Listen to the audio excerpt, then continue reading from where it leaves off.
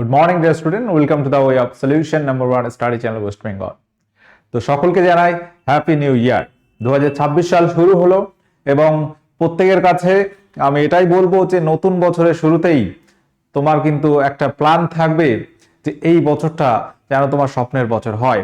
বিগত দেখতে দেখতে এক বছর হয়ে গেল, মনে হলো এই শুরু হলো শেষ হয়ে গেল। তো দিন কিন্তু তুমি বুঝতে পারবে না কিভাবে চলে যাচ্ছে এবং তোমাকে হিসাব করে নিতে হবে যে 2025-এ যেগুলো আমি করতে পারিনি, চেষ্টা করেছিলাম, সেই গুলো যেন এই বছরে আমি পূরণ করতে পারি। এই টার্গেট নিয়ে এগিয়ে চলো এবং প্রত্যেকের কাছে বলবো একটা স্টাডি প্ল্যান করতে হবে যে কোন এক্সামের জন্য তুমি টার্গেট করছো এবং তুমি কতদূর পৌঁছাতে পেরেছো। ঠিক আছে, তো এটা কিন্তু প্রত্যেককে বলবো নিজের মতো করে এটা তৈরি করো একটা স্টাডি প্ল্যান। এবং আমাদের ক্লাস তো চলছেই, প্রত্যেকে যারা কানেক্ট আছো আমাদের মিক্সড জিকে জিএস সেট 1 থেকে শুরু করছি আবার নতুন বছরে, এবং এটি ওভারঅল আমরা যদি দেখি mixed GK GS practice set, এটা সমস্ত পরীক্ষার জন্য অ্যাপ্লিকেবল। স্পেশালি কেপি মেইন এক্সামের জন্য এটা কিন্তু খুব এফেক্টিভ হবে। আপকামিং কেপি মেইন এক্সাম রয়েছে কলকাতা পুলিশের, এবং যারা গ্রুপ সি গ্রুপ ডি এর ক্লাস দেখো আমার, তারাও নিশ্চয়ই দেখতে পারো, কাজে লাগবে। তো আমাদের সমস্ত ব্যাচ যেগুলো আমরা করিয়ে থাকি কোথায় হয়, তোমরা প্রত্যেকে যারা আছো TWS একাডেমি অ্যাপে কিন্তু আমরা ক্লাসগুলো করাই। পেড কোর্স, বিভিন্ন যে পরীক্ষা রিলেটেড কোর্সগুলো আছে, এবং এখানে কিন্তু প্রচুর কোর্স চলছে অলরেডি, আমি কিন্তু এখানে মেনশন করিনি। প্রত্যেকে যারা কানেক্ট আছো TWS একাডেমি অ্যাপ ডাউনলোড করতে পারো, এবং আমাদের সমস্ত ক্লাস যেগুলো আমরা করিয়ে থাকি ইউটিউবে ফ্রি ক্লাস তোমরা আমাদের Telegram group the way of সলিউশনে যথাসময়ে কিন্তু পেয়ে যাচ্ছ। প্রত্যেককে বলবো টেলিগ্রাম গ্রুপে জয়েন হয়ে থাকো। তো চলো আমরা শুরু করছি আজকের আলোচনা। প্রথম কোশ্চেন নাম্বার 1 এমসিকিউ প্র্যাকটিস হবে, এবং আমি যারা কেপি মেন এক্সামটাকে টার্গেট করছো তাদেরকে বলবো যে 25 কোশ্চেন এখানে আছে। 25 কোশ্চেনের মধ্যে তোমার স্কোর কত আসছে একটু ক্যালকুলেশন করে নিতে হবে। প্রথম থেকেই কিন্তু সিরিয়াসলি ক্লাসটি করতে থাকো, এবং অন্যান্য পরীক্ষা যারা দিচ্ছে অবশ্যই জিকে ক্লাস দেখতে থাকো। প্রথম প্রশ্ন, 2026 সালে কততম প্রজাতন্ত্র দিবস উদযাপন করা হবে? প্রত্যেকের কাছে বলবো হিসাব করো কি হবে। তো প্রজাতন্ত্র দিবস আমরা পালন করি প্রত্যেকে আমরা জানি যে 26শে জানুয়ারি।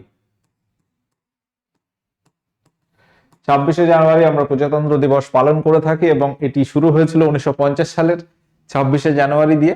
1950 থেকে 2026 কত বছর হচ্ছে? 76 বছর।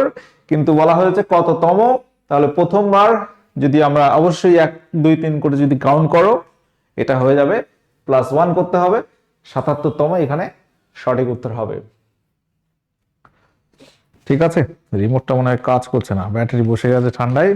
ঠান্ডা কিন্তু বেশ ভালোই পড়েছে। প্রত্যেকে যারা কানেক্ট আছো তাহলে অপশন বি আমাদের সঠিক উত্তর হয়ে যাবে। প্রত্যেকে কিন্তু 1 2 3 4 করে 25 পর্যন্ত লিখে নাও, এবং কটা ঠিক হলো অবশ্যই তোমরা কাউন্ট করবে। কোশ্চেন নাম্বার 2, নিম্নলিখিত কোন অ্যাসিডটি মানবদেহে পাকস্থলীতে পাওয়া যায়? এটি কিন্তু আমি বলবো একটি মক টেস্ট হচ্ছে। যারা কেপি মেন পরীক্ষার জন্য প্রস্তুতি নিচ্ছ, কলকাতা পুলিশ মেন পরীক্ষার জন্য কনস্টেবলের, তো অবশ্যই একটা মক টেস্ট আকারে তোমরা এটা দিতে পারো। সব রকম সাবজেক্টের কোশ্চেন কিন্তু আছে। সঠিক উত্তর আমরা কি করব? কোন অ্যাসিডটি মানবদেহের পাকস্থলী এখানে পাওয়া যায়? সঠিক উত্তর হবে আমরা কি করব? HCl, hydrochloric acid. HCl option D যারা করেছো তোমাদের উত্তর সঠিক হয়েছে প্রত্যেকে। তাহলে দুটো কোশ্চেন আমরা কমপ্লিট করলাম। পরবর্তী কোশ্চেনে আসবো। কোশ্চেন নাম্বার 3, শ্বেত বিপ্লব হয় কোন পঞ্চবার্ষিকী পরিকল্পনায়? শ্বেত বিপ্লব, হোয়াইট রেভলিউশন, এটি কিসের সঙ্গে যুক্ত আগে বলো? শ্বেত বিপ্লব এটি কিসের সঙ্গে যুক্ত? যেটাকে আমরা হোয়াইট রেভলিউশন বলছি, এটা হচ্ছে দুধ উৎপাদন বৃদ্ধি।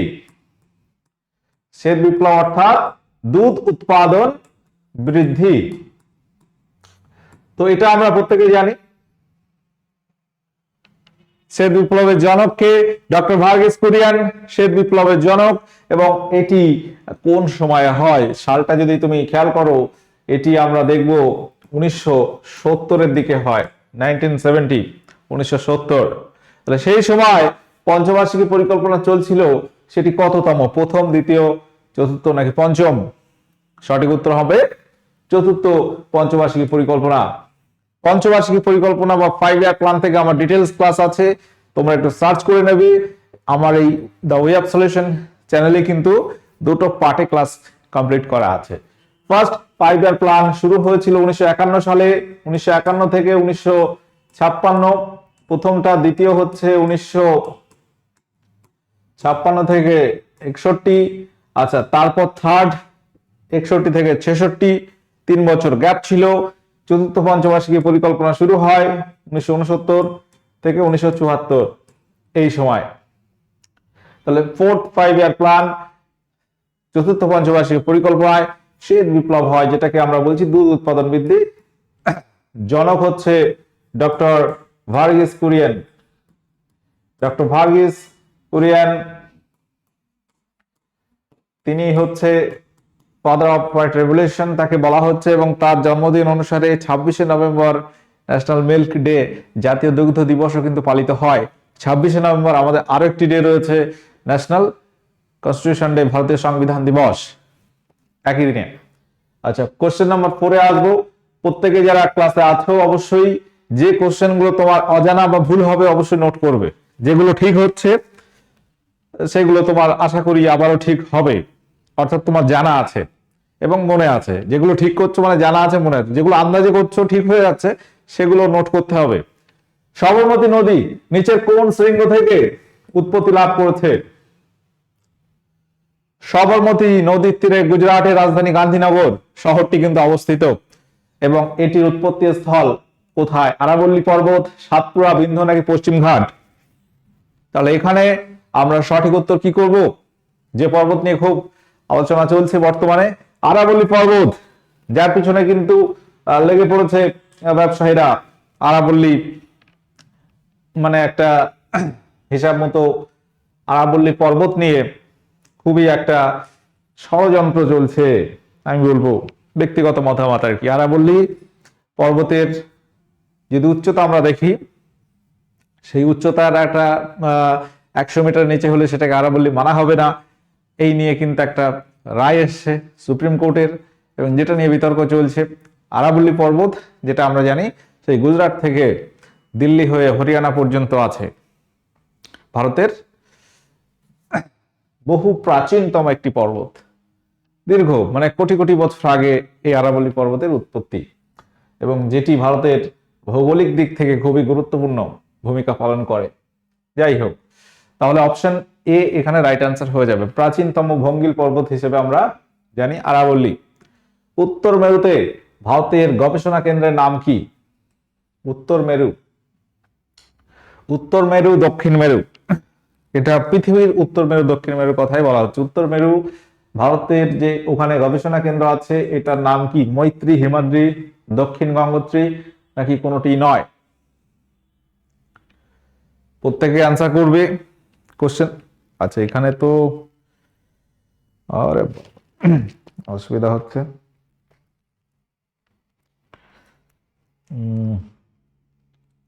এক সেকেন্ড, এবার আশা করি অসুবিধা হবে না। উত্তর মেরুতে ভারতের গবেষণা কেন্দ্রের নাম কি? Question number 5।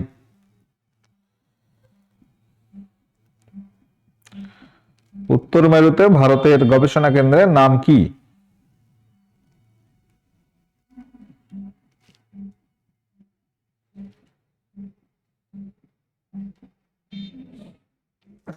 উত্তর হবে option B, Himadri. Option B এখানে আমাদের রাইট অ্যান্সার হয়ে যাবে।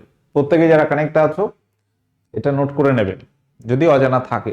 কোশ্চেনটা কিন্তু খুব ইম্পর্টেন্ট আপকামিং বিভিন্ন পরীক্ষার জন্য। কোশ্চেন নাম্বার 6 আসবো। ম্যান্ডামাস কথাটির অর্থ কি? এটা সংবিধান থেকে কোশ্চেন। ম্যান্ডামাস একটি রিট। আমরা জানি যে ভারতীয় নাগরিকদের মৌলিক অধিকার যদি কোনো কারণে খর্ব হয়, বঞ্চিত হয় কেউ, সে হাইকোর্টে মামলা করতে পারে 226 নম্বর ধারা অনুসারে, এবং সুপ্রিম কোর্টে যেতে পারে আর্টিকেল 32 32 নম্বর ধারা অনুসারে, এবং সেটা মৌলিক অধিকার রক্ষা হচ্ছে কি হচ্ছে না সেটাকে বিবেচনা করার জন্য আদালত 5টি রিট বা লেখও জারি করতে পারে। তার মধ্যে কি কি আছে? হ্যাভিয়াস কর্পাস, ম্যান্ডামাস, কুই ওয়ারান্টো, সার্টিওরারি প্রহিবিশন। ঠিক আছে, এবং এদের এক একটা অর্থ আছে, এগুলো আমি বহু ক্লাসে আলোচনা করেছি। এখানে আমাদের এই কথাটির অর্থটা কি দাঁড়াচ্ছে বাংলায় সেটা বলতে হবে। ম্যান্ডামাস কথার অর্থ কি? কোন অধিকারে আমরা আদেশ করি? উই অর্ডার বন্দি প্রত্যক্ষীকরণ, হ্যাভিয়াস কর্পাস হচ্ছে বন্দি প্রত্যক্ষীকরণ, সরাসরি হাজির।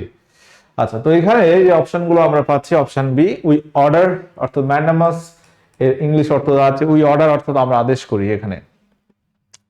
ঠিক আছে, অপশন বি এখানে রাইট অ্যান্সার হয়ে যাবে। কোশ্চেন নাম্বার 7, 2026 সালে কমনওয়েলথ গেমস হোস্ট করতে চলেছে কোন দেশ? এটি কিন্তু আপকামিং পরীক্ষার জন্য ইম্পর্টেন্ট একটা কারেন্ট অ্যাফেয়ার্স, এবং 2026 সালে আমরা অলরেডি চলে এসেছি। তো 26 সালে প্রচুর খেলা আছে, প্রচুর খেলা আছে। 26 সালে আমাদের ভারতবর্ষের টি-20 ওয়ার্ল্ড কাপ আছে, ফুটবল ওয়ার্ল্ড কাপ আছে, শীতকালীন অলিম্পিক আছে, কমনওয়েলথ গেমস আছে, এশিয়ান গেমস আছে, সেগুলো নিয়ে আমি বহু আলোচনা করেছি, আবারও করা হবে। 2026 সালে কমনওয়েলথ গেমস এটি হোস্ট করবে কোন দেশ? Japan, USA, Scotland, Australia. কোন শহর তুমি যদি বলো মনে থাকে সেটা বলতে পারো। উত্তর হবে গ্লাসগো। গ্লাসগো শহর। গ্লাসগো শহরটি কোথায়? স্কটল্যান্ডে। তাহলে অপশন বি, অপশন সি এখানে আমরা রাইট অ্যান্সার করব। কমনওয়েলথ গেমস 2022 হয়েছিল বেলিংহাম, যেটা হচ্ছে ইংল্যান্ডে। 2026 হবে গ্লাসগো শহর, যেটি স্কটল্যান্ডে। মনে থাকবে, এটা প্রথমে সেই তোমরা মনে আছে অস্ট্রেলিয়ায় নির্ধারিত হয়েছিল, সেটা কিন্তু চেঞ্জ হয়েছে, পরবর্তীতে চেঞ্জ হয়েছে এবং এটি নির্ধারিত হয়েছে স্কটল্যান্ডে। স্কটল্যান্ডের শহর গ্লাসগোতে। অপশন সি যারা করেছে তোমাদের অ্যান্সার সঠিক আছে, এবং এই রিলেটেড কোশ্চেন কিন্তু বিভিন্ন পরীক্ষার জন্য ইম্পর্টেন্ট। পরবর্তী কোশ্চেন আসবো, গোয়া ভারতের 25তম অঙ্গরাজ্যের স্বীকৃতি পায় কত সালে? গোয়া এটি ভারতের একটি রাজ্য। আমরা জানি গোয়া প্রথম পর্তুগিজদের দখলে ছিল। পর্তুগিজদের দখলে ছিল গোয়া। স্বাধীনতার অনেক বছর পর পর্যন্ত, মানে 1947 থেকে 1961 সালে গোয়া ভারতের অন্তর্ভুক্ত হয় এবং ভারতের একটি কেন্দ্রশাসিত অঞ্চলের মর্যাদা পাচ্ছে। 1961 সালে গোয়া ভারতের একটি কেন্দ্রশাসিত অঞ্চলের মর্যাদা পায় এবং গোয়া পরবর্তীতে একটি রাজ্যের মর্যাদা পায়।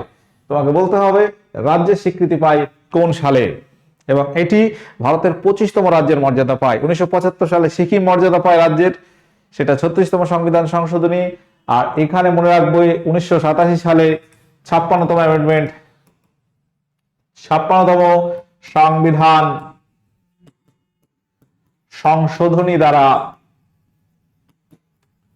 গোয়া রাজ্যটি ভারতের একটি রাজ্যের মর্যাদা পেয়েছে 1987। এটা কিন্তু রাইট অ্যান্সার হয়ে যাবে।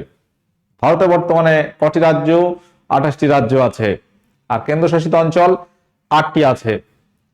তো গোয়া 1987 সালে, আরো দেখবো অরুণাচল প্রদেশ, ওই সমসাময়িক পরপর রাজ্যগুলো হয়। পরবর্তীতে উত্তরাখণ্ড হবে, ঝাড়খণ্ড হবে, মধ্যপ্রদেশ ভেঙে ছত্তিশগড় হবে। ঠিক আছে, পরবর্তীতে অন্ধ্রপ্রদেশ ভেঙে তেলেঙ্গানা হয়েছে, তেলেঙ্গানা 29তম হয়েছিল রাজ্য হিসেবে।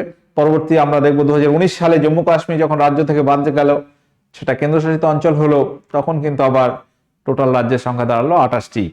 ক্লিয়ার? প্রত্যেকে যারা কানেক্ট আছো তাহলে এগুলো খেয়াল রাখতে হবে।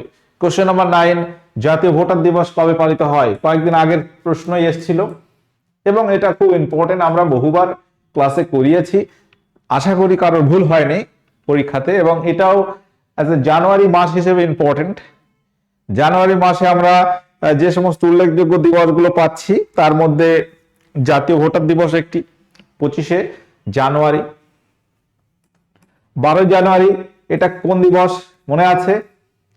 জাতীয় যুব দিবস, ন্যাশনাল ইউথ ডে, স্বামী বিবেকানন্দের জন্মদিন অনুসারে পালিত হয়। ঠিক আছে। ব্রেইল দিবস কবে? ব্রেইল দিবস 4th জানুয়ারি, তাই তো না? 4th নয় 5th, একটু খেয়াল করো প্রত্যেকেই যারা আছে। ব্রেইল ডে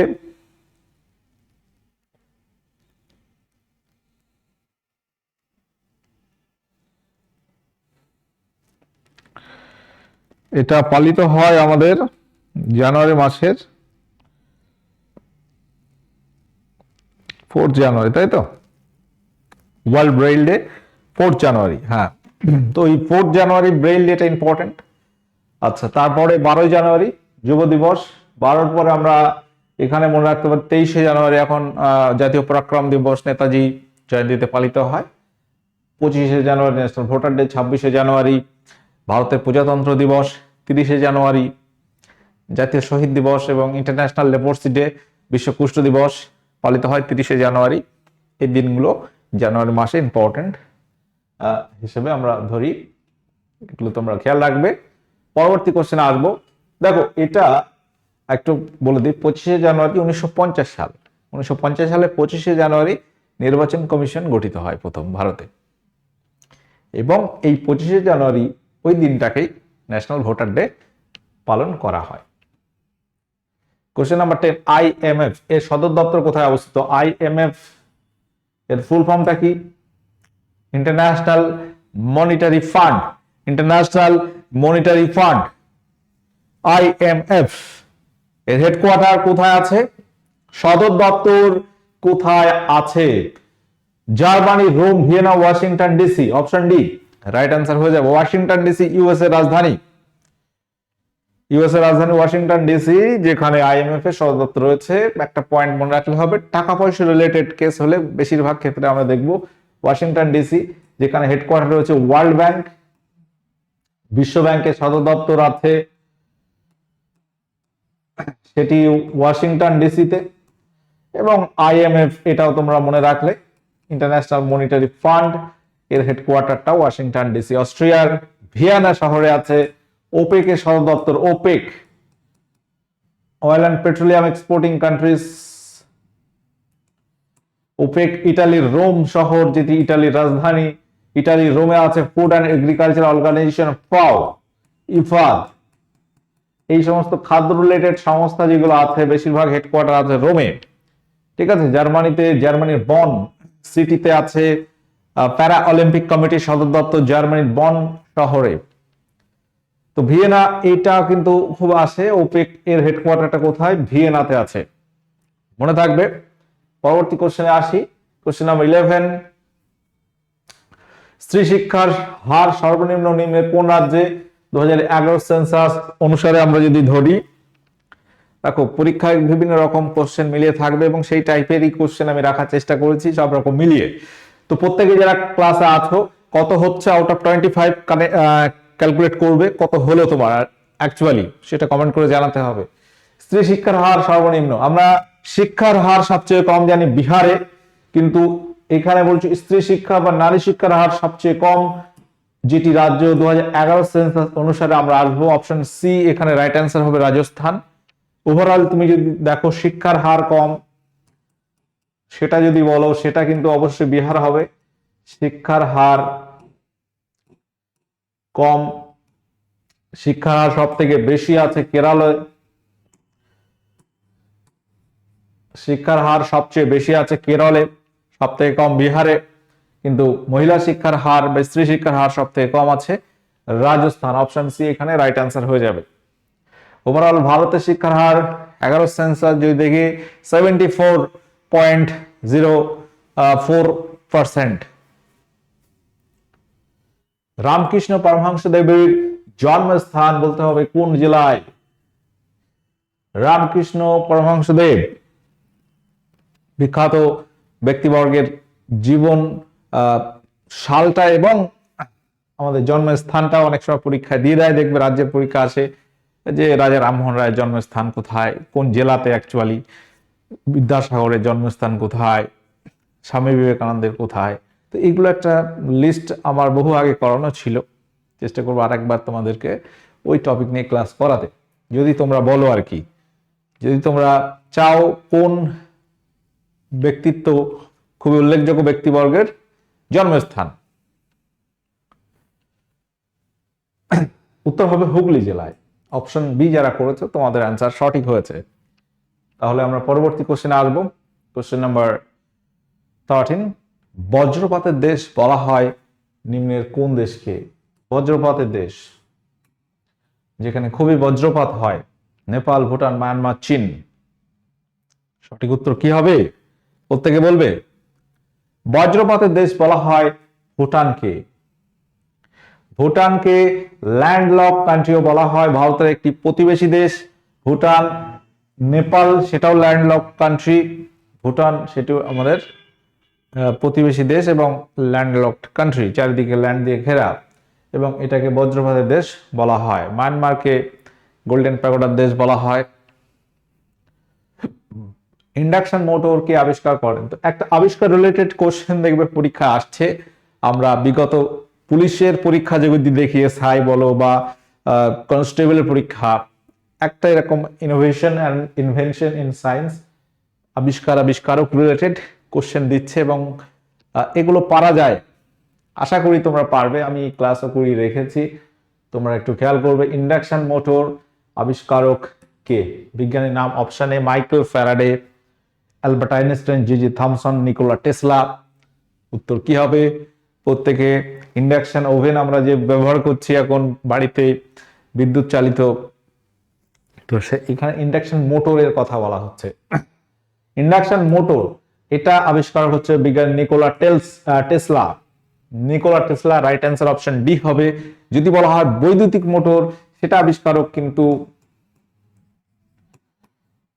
আবিষ্কারক হচ্ছে বিজ্ঞানী মাইকেল ফ্যারাডে। বৈদ্যুতিক মোটর কে আবিষ্কার করেন? Michael Faraday. Theory of relativity কার? অ্যালবার্ট আইনস্টাইনের। ফটো ইলেকট্রিক এফেক্ট নিয়ে কে নোবেল পায়? Albert Einstein. G Thomson, electron আবিষ্কারক। জি থমসন ইলেকট্রন আবিষ্কারক। ইলেকট্রন আবিষ্কারক কে? J Thomson. কোশ্চেন নাম্বার 15, প্রথম মহাকাশ ভ্রমণকারী ব্যক্তির নাম হচ্ছে ইউরি গ্যাগারিন। তিনি কোন দেশের নাগরিক ছিলেন? Question number 15, America, Soviet Russia, Germany নাকি ভারত? সঠিক উত্তর কি হবে? ভারতের প্রথম মহাকাশচারী হচ্ছে রাকেশ শর্মা, এটা আমরা জানি, এবং মহিলাদের মধ্যে কল্পনা চাওলা আছে। প্রথম মহাকাশ ভ্রমণকারী ইউরি গ্যাগারিন হচ্ছে রাশিয়ার নাগরিক। অপশন বি এখানে আমরা অবশ্যই সঠিক উত্তর নেব। পরবর্তী কোশ্চেন আসবো। কোশ্চেন নাম্বার 16, কোন মশা ম্যালেরিয়া রোগের বাহক? বিভিন্ন মশা বিভিন্ন রোগের বাহক এটাকে আমরা বলি অ্যাকচুয়ালি ভেক্টর। এটাকে ইংলিশে বলা হয় ভেক্টর। বলতে পারে যে ম্যালেরিয়া রোগের ভেক্টর কে? অ্যানোফিলিস মশা, স্ত্রী অ্যানোফিলিস মশা। অপশনে রাইট অ্যান্সার হবে কিউলেক্স মশা গদরক ছড়ায়, এডিস মশা ডেঙ্গু, চিকেনগুনিয়া এই সমস্ত রোগ ছড়ায় কে? জিকা ভাইরাস বহন করে, এটাও কিন্তু এডিস মশা। ঠিক আছে, তো এই রোগগুলো এডিস মশা ছড়ায়। এডিস অ্যাকচুয়ালি মশা, স্ত্রী এডিস মশা। অ্যানোফিলিস মস্কি বা স্ত্রী অ্যানোফিলিস মশা ম্যালেরিয়া রোগ ছড়ায়। প্রত্যেকে এগুলো কিন্তু ভুল করলে হবে না। অপশন এ রাইট অ্যান্সার ছিল। কোশ্চেন নাম্বার 17, পুনর্ভব এবং আয়ত্রী নিম্নলিখিত কোন নদীর শাখা নদী? অপশন এ বলছে Torsa, option B Teesta, option C Jaldhaka, option D Raidak. প্রত্যেকে সঠিক উত্তর দেওয়ার চেষ্টা করো যারা কানেক্ট আছো। প্রত্যেককে আমি প্রথমেই বলেছি, যারা প্রথমে কানেক্ট হওনি, 2026 সাল যেন তোমার স্বপ্নের সাল হয়। এই বছর তুমি যেন চাকরি পেয়ে যাও, সেই রকম যত প্রস্তুতি আছে তুমি নিতে থাকো। আগের বছর যে ভুলগুলো করেছে এই বছর যেন না হয়, সেটা অবশ্যই খেয়াল রাখতে হবে এবং একটা টার্গেট রাখো মনে মনে যে হ্যাঁ, এই পরীক্ষা আমার সামনে আছে, এটা আমাকে পাস করতেই হবে যে কোনো অবস্থাতে। তাই বলে চুরি করে পাস করবে এরকম না, পড়াশোনা করে নিজের খেটে নিজের দমে পাস করতে হবে, সেই লেভেলে তোমাকে নিজেকে তুলতে হবে। ঠিক আছে, প্রত্যেকটা সাবজেক্ট নিয়ে তোমাকে বুঝতে হবে যে ইতিহাস আমি কোন কোন চ্যাপ্টারগুলো এখনো পড়িনি বা কোন জায়গা থেকে আমার ভুল যাচ্ছে, ভূগোলের কোন চ্যাপ্টার এখনো আমার ঠিকঠাক নলেজে আসছে না, ওই জায়গা থেকে প্রশ্ন আসলে ভুল হচ্ছে, সেগুলো বুঝতে হবে নিজেকে। প্রত্যেকটা সাবজেক্ট নিয়ে তোমার বুঝতে হবে, চ্যাপ্টার ধরে ধরে তুমি একটা হিসাব করো, এই চ্যাপ্টার এখন আমি পাচ্ছি না বা ভুল যাচ্ছে, এটা আমার হয়তো আদৌ পড়া হয়নি, এগুলো ফাইন্ড আউট করো। তোমার যে ভুল জায়গা বা যেগুলোতে উইক আছে সেগুলোকে আগে ফাইন্ড আউট করো, খুঁজে বার করো, দেন সেগুলোকে স্ট্রং জোনে নিয়ে যাও, তবে দেখবে তুমি যে পরীক্ষা দিচ্ছ সেটা পাস করছো। পুনর্ভবা এবং আইট্রি এটি কোন নদী শাখা নদী? Option B Teesta. এখানে সঠিক উত্তর হবে অপশন বি। যারা করেছো তোমাদের অ্যান্সার সঠিক। তিস্তা নদী উত্তরবঙ্গের প্রধান নদী এবং এটাকে বলা হয় উত্তরবঙ্গের ত্রাসের নদী, কারণ বন্যা হয়। এবং ভারত বাংলাদেশের যে নদীগুলো নিয়ে খুব বিতর্ক হয়, সব থেকে বেশি বিতর্ক হয় তিস্তা নিয়ে। তিস্তা নদী সিকিমের জেমুইহোয়া থেকে উৎপত্তি লাভ করেছে এবং বাংলাদেশের মধ্যে ব্রহ্মপুত্র যেটা যমুনা নামে প্রবেশ করেছে, যমুনা নদীতে মিশেছে। পরবর্তী কোশ্চেন আসবো, নিচের কোনটি ভারতের একটি অভ্রখনি? কোডারমা, কালাহান্ডি, গ্রোময়সিনী, খেত্রী। কোশ্চেন নাম্বার 18, বলো।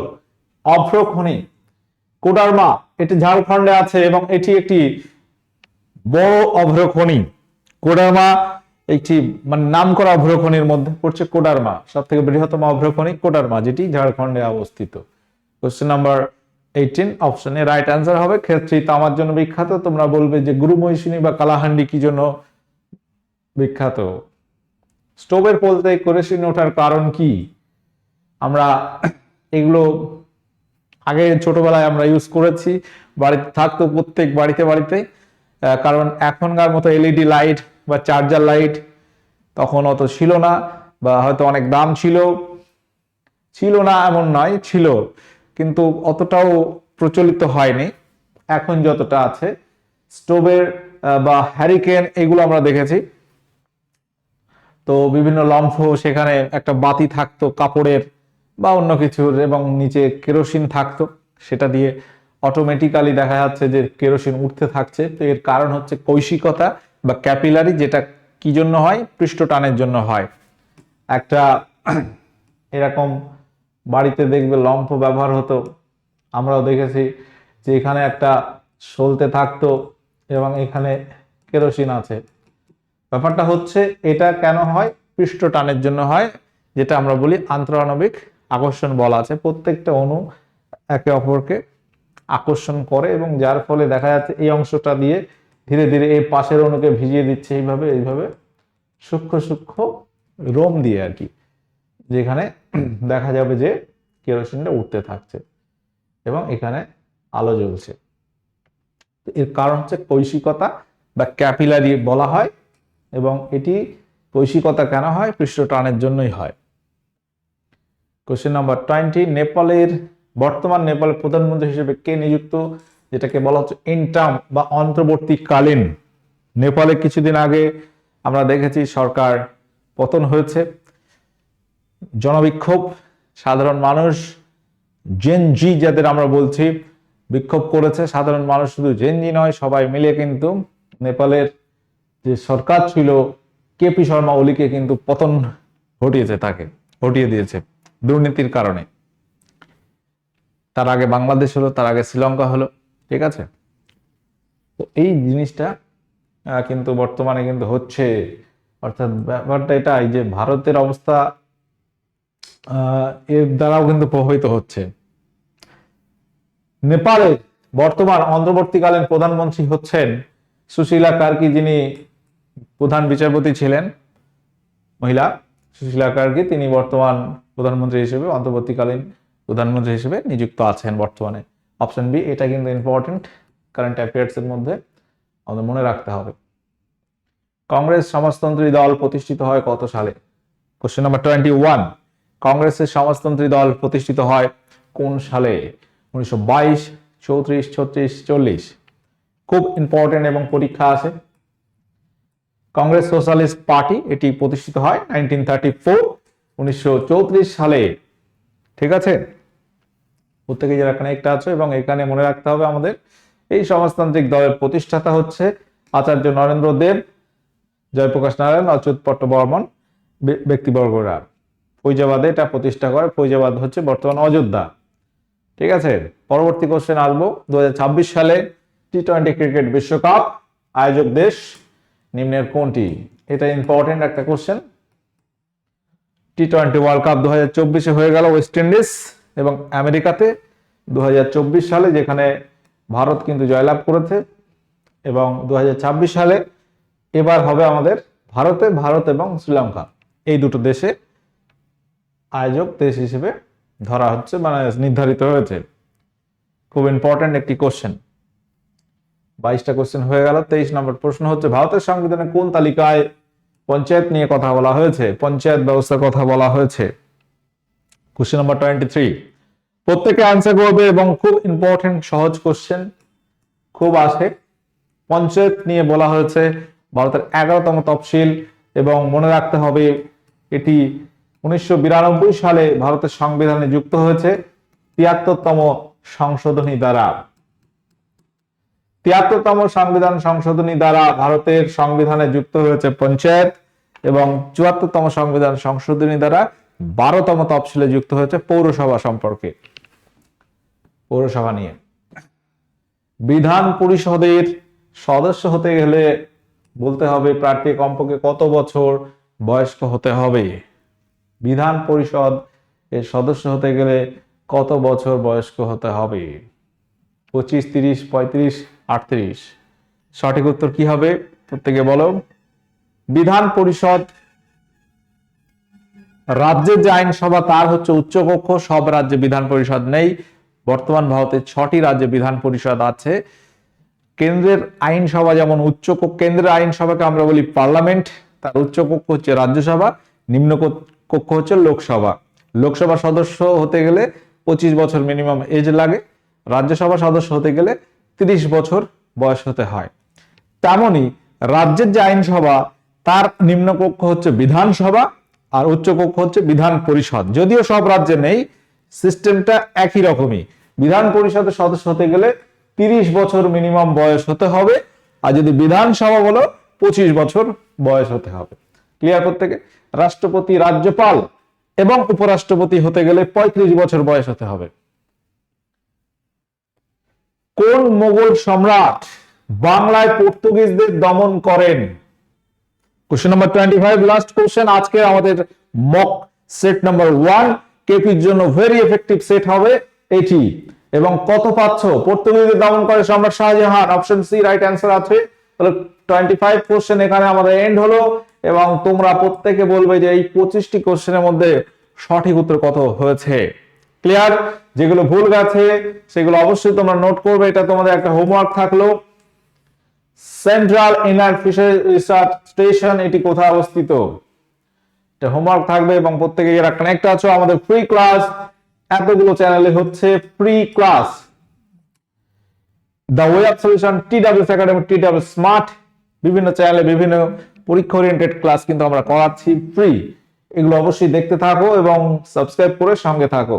টিডব্লিউএস একাডেমি অ্যাপ এটা পাচ্ছ প্লে স্টোরে, এবং এখানে আমাদের বিভিন্ন পরীক্ষা ওরিয়েন্টেড ব্যাচ কিন্তু আছে। যদি প্রয়োজন মনে করো অবশ্যই ব্যাচে জয়েন করতে পারো। ঠিক আছে, সকলে ভালো থাকো, সুস্থ থাকো। নতুন বছর অবশ্যই এই বছরটা যেন তোমার স্বপ্নের বছর হয় সেই দিকে খেয়াল রাখো। যত রকম পরিকল্পনা করার প্রথমেই কিন্তু করে নাও, এবং সেই পরিকল্পনা অনুসারে তুমি চলতে থাকো। ঠিক আছে, ভালো থাকো, সুস্থ থাকো। সকলের জন্য অনেক অনেক শুভকামনা রইল। ওকে, টাটা, বাই।